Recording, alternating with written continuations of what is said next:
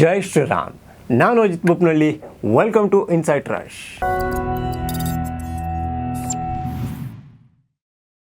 ನಮ್ಮ ಈ ರಾಜ್ಯದಲ್ಲಿ ಈಗ ಬೈ ಇಲೆಕ್ಷನ್ ಎಲ್ಲ ಮುಗೀತಲ್ಲ, ಅದಾದಮೇಲೆ ಏನು ಇಶ್ಯೂ ಇಲ್ವಲ್ಲ ಅಂದ್ಕೊಂಡು ಈ ಕಾಂಗ್ರೆಸ್ ಅವರಿಗೆ ಒಂದು ಇಶ್ಯೂ ಮಾಡೋಣ ಅಂತ ಇರಬೇಕು.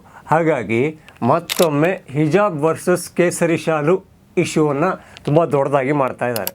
ಅಲ್ಲ, ಅದು ಯಾವುದೋ ಕಾಲದಲ್ಲಿ ಆಗಿದ್ದೆ. ಈ ಉಡುಪಿಯಲ್ಲೇನೋ ಹಿಜಾಬಿಗೆ ಅವಕಾಶ ಕೊಡೋಲ್ಲ ಅಂತ ಪ್ರಿನ್ಸಿಪಾಲ್ರಿಗೆ ಹೇಳಿದ್ರಂತೆ.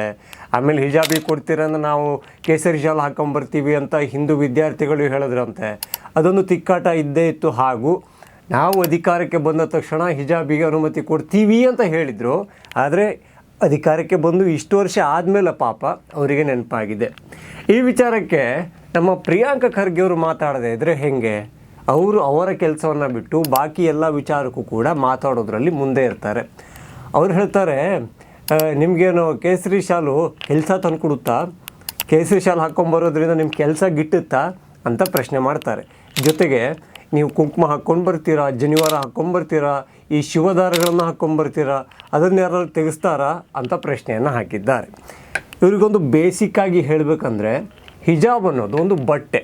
ಆ ಕುಂಕುಮ, ಬಳೆ, ಜನಿವಾರ ಯಾವುದು ಬಟ್ಟೆಗಳಲ್ಲಿ ಬರೋಲ್ಲ. ಈ ಯೂನಿಫಾರ್ಮ್ ಅಂತ ಹೇಳ್ತಾರಲ್ಲ, ಅದನ್ನು ಕನ್ನಡದಲ್ಲಿ ಹೇಳಿದ್ರೆ ಸಮವಸ್ತ್ರ ಅಂತ ಕರೀತಾರೆ. ಅಂದರೆ ಪ್ರತಿಯೊಂದು ಕಾಲೇಜು ಶಾಲೆಗಳಲ್ಲಿ ಕೂಡ ವಸ್ತ್ರ ಸಂಹಿತೆ ಅಂತ ಇರುತ್ತೆ. ಇವಾಗ ಆರ್ಮಿಗೊಂದು ಯೂನಿಫಾರ್ಮ್ ಇಲ್ವಾ, ಪೊಲೀಸಿಗೊಂದು ಇಲ್ವಾ, ಡ್ರೈವರು, ಕಂಡಕ್ಟ್ರು ಇವರಿಗೆಲ್ಲವೂ ಇಲ್ವಾ?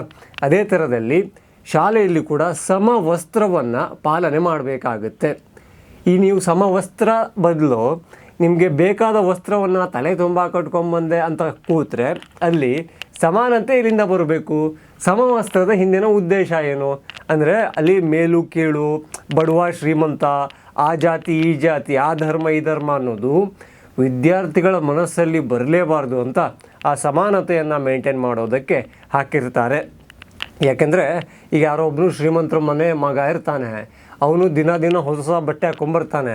ಇನ್ನೊಬ್ರು ಯಾರೋ ತುಂಬ ಬಡವ ಅಥವಾ ಕೂಲಿ ಮಾಡೋರು ಮನೆ ಮಕ್ಕಳು ಇರ್ತಾರೆ, ಅವ್ರ ಬಟ್ಟೆಗಳು ತುಂಬ ಚೆನ್ನಾಗಿರೋದಿಲ್ಲ.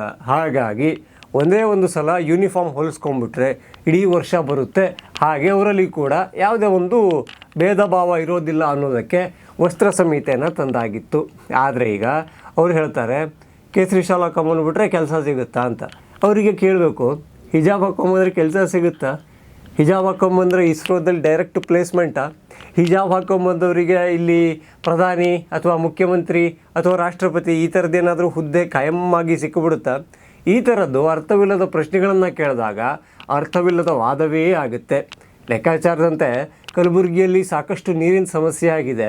ಅಲ್ಲಿನ ಪ್ರತಿ ಜನರು ಕೂಡ ನೀರಿಗಾಗಿ ಹಾಹಾಕಾರ ಮಾಡ್ತಿದ್ದಾರೆ. ಆದರೆ ಅಲ್ಲಿಯ ಕಿಂಗ್ ಆಫ್ ಕಲಬುರ್ಗಿ ನಮ್ಮ ಪ್ರಿಯಾಂಕಣ್ಣ ಇದ್ದಾರಲ್ಲ, ಅವರು ಮಾತ್ರ ಅವ್ರದ್ದೊಂದು ಈ ವ್ಯವಹಾರ ಅಥವಾ ಅವ್ರದ್ದೊಂದು ಜವಾಬ್ದಾರಿಗಳಿಂದ ದೂರ ಇದ್ಕೊಂಡು RSS ಬಗ್ಗೆ ಮಾತಾಡ್ತಾರೆ, ಹಿಜಾಬ್ ಕೇಸರಿ ಬಗ್ಗೆ ಮಾತಾಡ್ತಾರೆ. ಎಲ್ಲಿಯೂ ಕೂಡ ನಾನೊಬ್ಬನು ಇಲ್ಲಿಲ್ಲ ಅಂತ ಅನ್ನಿಸ್ಬಾರ್ದು. ಹಾಗಾಗಿ ಎಲ್ಲ ಕಡೆಗಳಲ್ಲಿ ತಮ್ಮ ಅಟೆಂಡೆನ್ಸನ್ನು ಹಾಕಿ ಬರ್ತಾರೆ.